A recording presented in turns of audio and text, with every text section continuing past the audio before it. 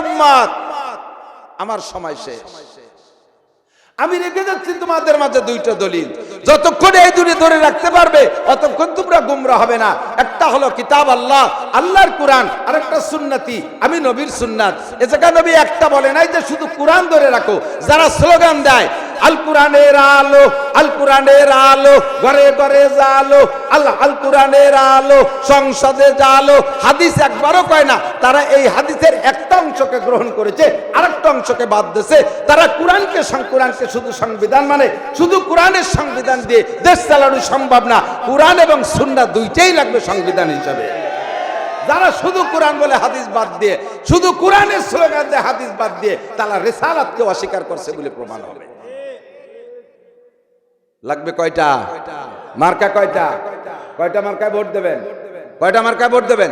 নৌকো, ধানের শীষ, লাঙ্গল, দাড়িপাল্লা। দাড়িপাল্লার লোকও তো আছে এর মধ্যে, তারা বারবার ষোলো হয়ে গেছে। সেই আমি যে দুই মার্কা কইতে চাচ্ছি, ওই দুই মার্কার সাথে যে মার্কা মেলে আপনাকে এই সব মার্কা, সেইটাই দিতে পারবেন ভোট। সমস্যা নেই।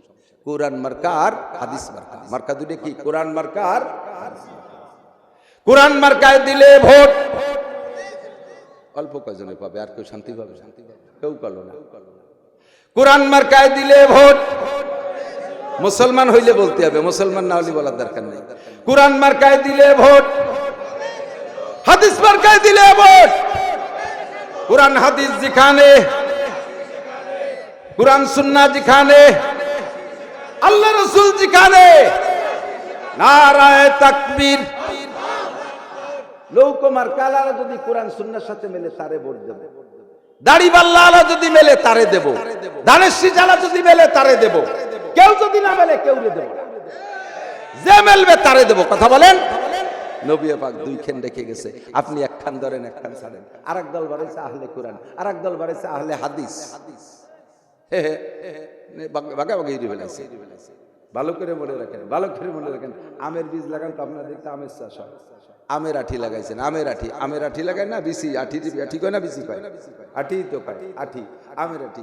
তো ল্যাংড়া আমের আঠি নিয়ে আইছেন। এই ল্যাংড়া আমের আঠি যে কৃষিবিদদের কাছে শুনিয়ে যে 1 বিঘে বইতে কয়টা লাগানো যায়, তো কইছে যে 1 বিঘে জমিতে 100 আঠি লাগানো যায়। আর আপনি 100 আঠি নিয়ে আইছেন সিজনের শেষে, আর আঠি পাওয়ার মতো না। এর মধ্যে জমি পেয়ে গেছেন 2 বিঘে। নিয়মতান্ত্রিক ভাবে হলো 1 বিঘেতে 100 আঠি হলি ঠিক হয়, সেই জায়গা 2 বিঘেতে লাগালে পাতলা পাতলা হয়ে যাবে। এখন কি করা যায়? ওই আঠির ভিতরে তো ভাগ আছে, 2 পাটটা না, হাইড়িয়ে অর্ধেক অর্ধেক করে 200 বানায় লাগাই দিয়েছে। জ্বালাবে, গজাবে, গাছ হবে, আম পাবেন, ও আঠিও পাবেন না, মাটিতে বলছি। ঠিক না? ঈমানের জন্য 2টা পার্ট, এক পার্ট আল্লাহ, আরেক পার্ট রাসূল, এক পার্ট কোরআন, আরেক পার্ট হাদিস, এক পার্ট কে বলা হয় ফরজ, আরেক পার্ট সুন্নাহ। এই পার্ট ভাগ করে যদি আলাদা করে লাগান তাহলে আপনার হবে না।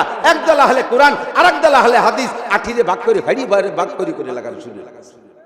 আমরা কোরআন ও হাদিসকে একসাথে মিলাইয়া 2টার সংবিধান মানতে চাই। কথা বলেন ঠিক না? নবী পাক যখন আয়াতের দ্বারা বুঝছে আর বাঁচবো না, হায়াত শেষ, তখন হুজুর সাহাবায়ে কিরামদেরকে জিজ্ঞেস করে, আলা হাল বাল্লাগতু, আলা হাল বাল্লাগতু, তোমরা সাক্ষী দাও আমাকে আল্লাহ তাআলা ইয়া আইয়ুহার রাসূল বাল্লিগ মা উনজিলা ইলাইকা মির রাব্বিক, আল্লাহ আমারে তাবলীগ করতে পাঠাইছে, আমি কি তোমাদের কাছে পরিপূর্ণ তাবলীগ করেছি? আমার কাছে যা নাজিল হয়েছে সব কি তোমাদের কাছে পৌঁছাইছি? সাহাবায়ে কিরাম সাক্ষী দিলেন, ক্বালু বালা, জি হুজুর, একটুও বাকি রাখেন নাই, একটুও বাকি রাখেন নাই। 3বার সাক্ষী দিয়েছে। এবার হুজুর আল্লাহকে বললেন, আল্লাহুম্মা শাহাদ, আল্লাহুম্মা শাহাদ, আল্লাহুম্মা শাহাদ, আল্লাহ তুমি সাক্ষী থাকো, তুমি সাক্ষী থাকো, তুমি সাক্ষী থাকো।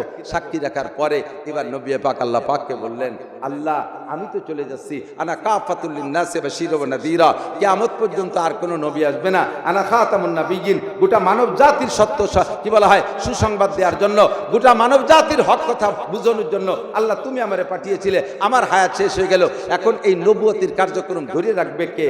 নবুয়তির কার্যক্রম ধরে রাখবে কে? নবী না থাকলে তো দেশে দিন থাকবে না। হুজুর আল্লাহ পাক রব্বুল আলামিন বললেন, তোমার পরে আর কোনো নবী আসবে না, তবে অ্যাসিস্ট্যান্ট নবী আসবে, লক্ষ লক্ষ অ্যাসিস্ট্যান্ট নবী। এরা তাদের কাছে জিবরাইল যাবে না, তাদের কাছে ওহী যাবে না, এই অ্যাসিস্ট্যান্ট নবীরে তুমি দায়িত্ব দাও। আল্লাহ অ্যাসিস্ট্যান্ট নবী কারা?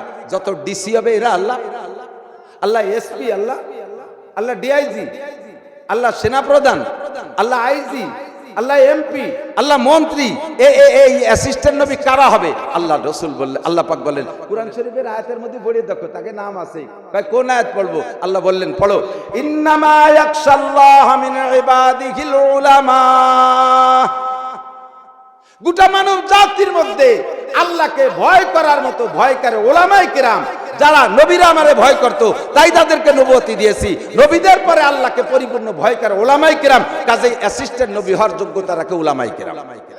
নবী আলাইহিস সালাম ঘোষণা দিলেন, ইন্নাল উলামা ওয়ারাসাতুল আম্বিয়া। হুজুর এবার উলামায়ে কেরামকে অ্যাসিস্ট্যান্ট নবী বলে ঘোষণা দিলেন। এবার আসেন, যদি আপনি এই অ্যাসিস্ট্যান্ট নবীকে গালি দেন, গালিটা লাগবে কার গায়ে? এগে রাজাকার, মৌলবাদ, তালেবান, হরকত, আল জেহাদ, তারপরে জঙ্গি মঙ্গি, আর দাতালের দল এমন আবালের আবাল, হরকতও বোঝে না। এক মাদ্রাসার ভাইতে আইটে যাচ্ছে, যার সময় শুনে যে সেই মাদ্রাসায় হরকতের ট্রেনিং হচ্ছে, যাইয়ে মামলা দিয়ে দিচ্ছে, র্যাব পাঠাই দিচ্ছে, পুলিশ পাঠায়, যান ওখানে হরকতের ট্রেনিং হচ্ছে, যাইয়ে হুজুরকে ধরে নিয়ে গেছে। কি হরকতের ট্রেনিং হচ্ছে?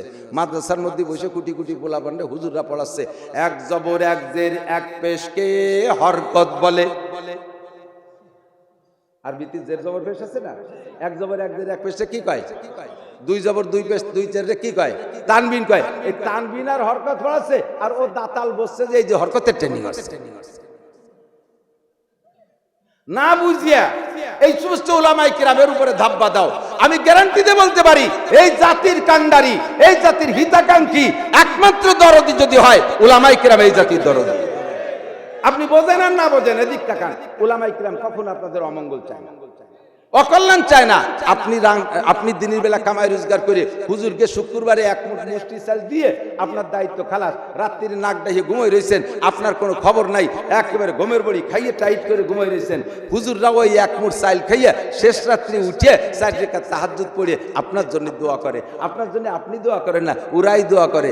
এই যে আপনার বাড়ি এক মুঠ ভাত খায় মাদ্রাসার ছাত্র লজিং, আপনার স্ত্রী গর্ভবতী, এই লজিং আলা তালবে আলিমরে আপনার স্ত্রী সিগন্যাল দিয়েছে যে বাবা বাবা তোমার মনে হয় কয়েকদিন ভাত খেতে আসা হবে না। কাকি কি হয়েছে? কয় যে আমার মনে হয় সিজারে যাতে হবে না, বাচ্চা নামাতি ডেলিভারির জন্য সিজারে যা লাগতে পারে, সেই কয়েকদিন তোমার বোর্ডিং খাওয়া লাগবে না। ও যাইয়া বোর্ডিং তো টাকা দেওয়ার কাজে নেই, ও যাইয়া যাই নামাজে বসে 2 রাকাত নামাজ পড়ে এই যে কান্না শুরু হয়েছে, আল্লাহ তোমার ভাই ধরি আমার কাকি যেন সিজারে না যায়, আমার কাকি সিজারে গেলে আমি ভাত খাওয়ানি কোন যাচ্ছে, আল্লাহ আমার কাকিরে ঘরে বসে নর্মাল ডেলিভারি দিও। আপনি তো সিজারের জন্য ভ্যান চালাইয়ে ভয়সা করে গুছাই রেডি হচ্ছেন, বুয়ে বেকার বের রাখের থেকে টাকা নিয়ে রেডি হয়েছেন, সিজারে যাবেন। ওদিকে তালবি আলিম সে ভাতের অভাবে ভাতের ভয়তে যাই নামাজে সিজদায় পড়ে কাঁদতেছে আপনার সিজার ঠেয়ানোর জন্য, তার চোখের পানিতে আল্লাহ তাআলা 10 মিনিটের মধ্যে ঘরের মধ্যে নরমাল ডেলিভারি দিয়ে দিয়েছে। আর সেই মৌলবীরা কারণ মৌলবীরা দেশটা খালো, দেশের কি খালো, দেশের কি খালো? ছোটবেলায় আমার আব্বা আমার 5 পাই দিয়ে ফাটাতো, যে দোকানেতে 2 বিড়ি নিয়ে গিয়ে ওই সোনালী পাতার বিড়ি, মনে আছে না মুরব্বীকে?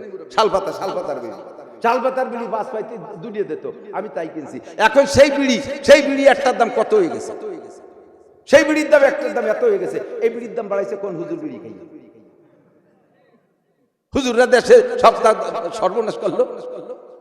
মদের দাম বাড়ালো কিনা, গাঁজার দাম বাড়ালো কিনা, ফেন্সিডিলের দাম বাড়ালো কিনা, এই সব দ্রব্যমূল্য দাম বাড়ছে। দাইয়ে পেয়ে বুড়ির ফাঁসায় আর এক জায়গায় কয়জনে বসে কয় সেমরি মহিলা বসে এই গল্প সল্প করছে, এর মধ্যে কেমন যেন গন্ধ আসতেছে। এখন গন্ধ আসলে পরে তো সন্দেহ যে বাইটাই ছাড়ছে কেউ, একজন এই জরিনে তুই, ও কায় ডলি তুই। এইভাবে যুবতী যারা আছে তারা ঠেলা ঠেলি হয়ে মোটামুটি নিজেকে জিম্মাদারি খালাস করছে। ছেলে ওই জায়গায় বুড়ি, সে বুড়ি আর ঝগড়া হতে পারে না, কয়তালে এই বুড়ির কাম দাইয়ে বে সবাই বুড়ির ফসায়া, এই বুড়ি এই কাম করছে, বুড়ি ঝগড়া হতে পারে না, লাস্টে ঠকিয়ে গেল। সে বুড়ি বাই ছাড়ছে, আর একজন রজু বানানো লাগে বুড়ির।